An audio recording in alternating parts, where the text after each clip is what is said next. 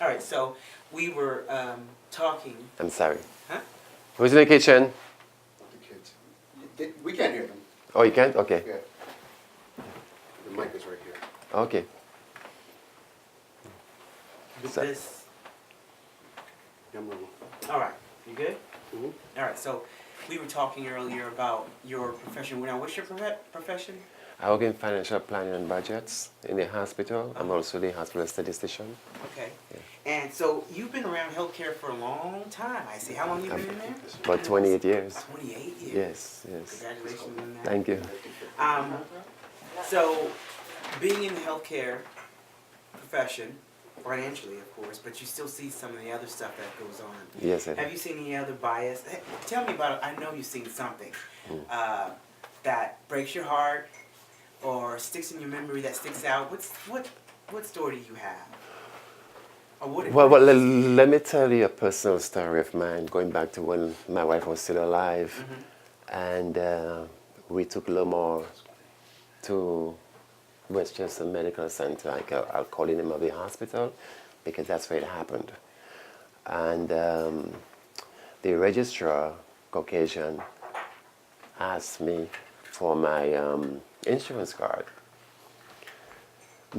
She didn't say insurance card. She says, "Can I have your Medicaid card?" Because, skin tone, obviously you're Medicaid, right?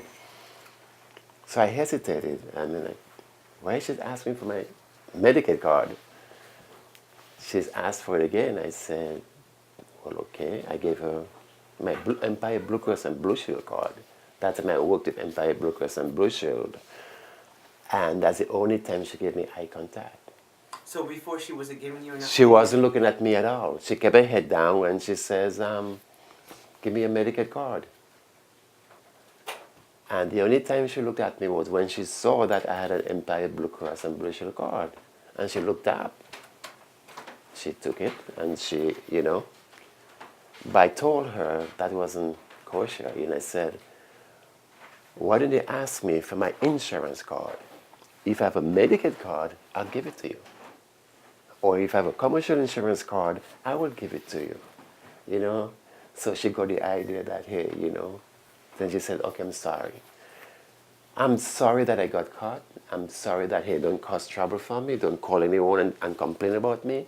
I don't think she was very genuine sorry, because for her to do it to me, she's been accustomed to doing that. It's not the first time you're doing that. And she was someone maybe in the 50s. So that tells me that's what you're accustomed to And doing. that still happened years ago. It's still happening. So is It's it happening. still happening now? What have you seen now? Is it still happening? Well, I heard stories. I don't have personal experience lately, but I've heard stories that minority women are treated differently, especially if you perceived to be, in an underserved area, or if you perceive to come from an area that's financially distressed, you don't get that kind of treatment.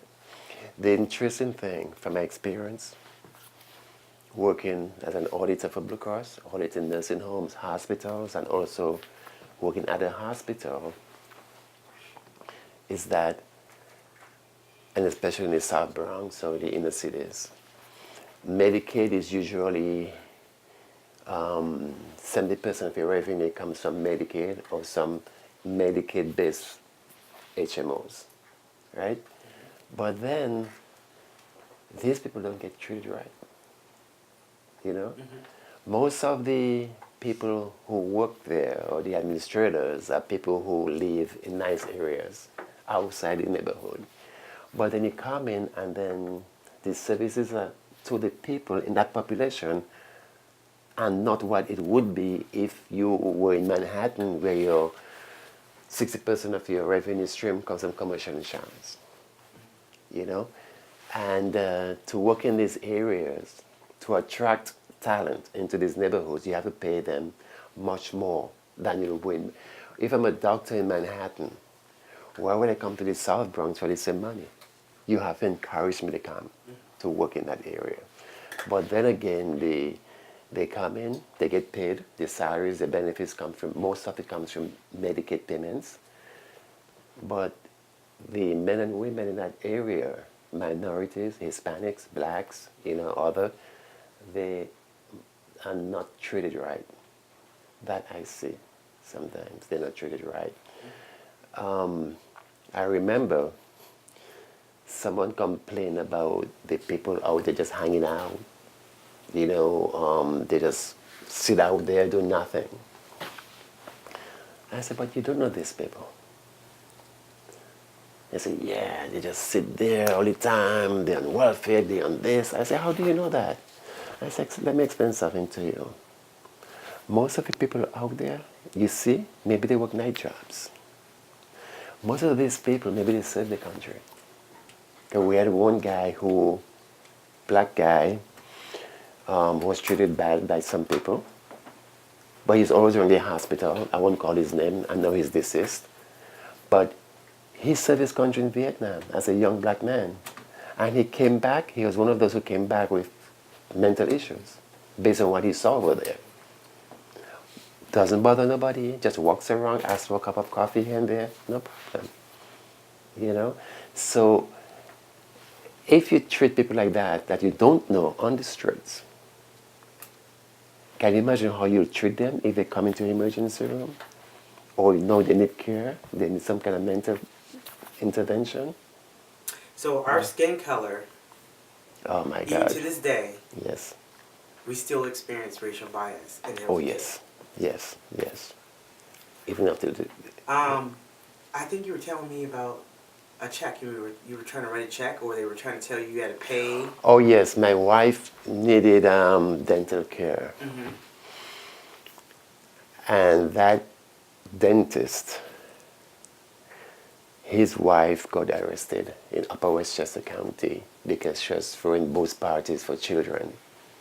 Yeah, they were, instead of them having the street, come to my house, and underage drinkers come to the house, But then they play that they're so important, they're better than you. My wife needed dental care. Part of that was there's a medical component of that care. And when we presented ourselves, my wife calls me saying, they want her to pay up front. I said, but we have insurance. Why are we paying up front? So I went over, and the lady says, you know what?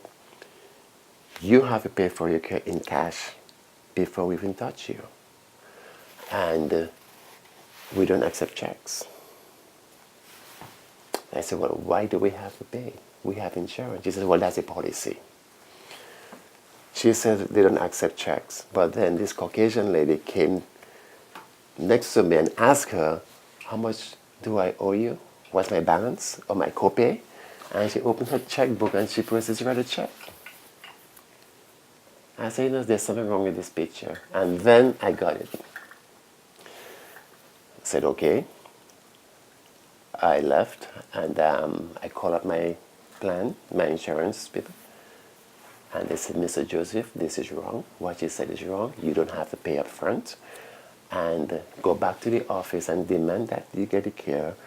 And if they refuse, call us back and we'll tell them we're going to cancel them. We won't take, that office will be out of our, providers. And that's when we get the care. That's when they decided, well, okay, they know somebody, so let's provide the care, right?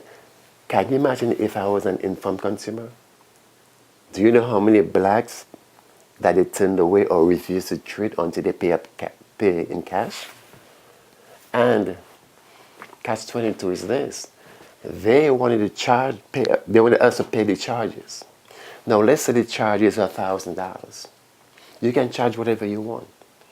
But based on the contractual obligations to the insurance company, they'll say, well, you know what, you charge $1,000. You can charge whatever you want. But based on our contract, we're only going to pay you $200 or $300.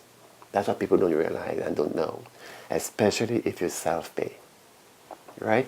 So, and then they said, after the procedure, you could send the claim to your insurance company and you'll get reimbursed. But that's a lie. I just paid you $1,000 in cash. My insurance company is going to reimburse me, what, $200? Or reimburse them to $300? And then they're going to write me a check for $200 or $300? and I paid you $1,000 cash, you know, it's not going to happen. But if my wife was a white person, you would never have tried that. It wouldn't have happened. So and the lady who came out with their checkbook, she was. She was white. And the provider, was she? White. Oh my gosh. Well, actually, there's a male Caucasian dentist, but everyone there were all white, you know. And I went online and I went through my plan to see who is the best dentist for us. And he came up as with good reviews. But he realized that they didn't want minorities in the office, you know. And I was in New Rochelle. New Rochelle. All right. Well, I have nothing else that I want to ask right now. I'm good. Yeah. I am very good. I'm good. It's very informative. Very.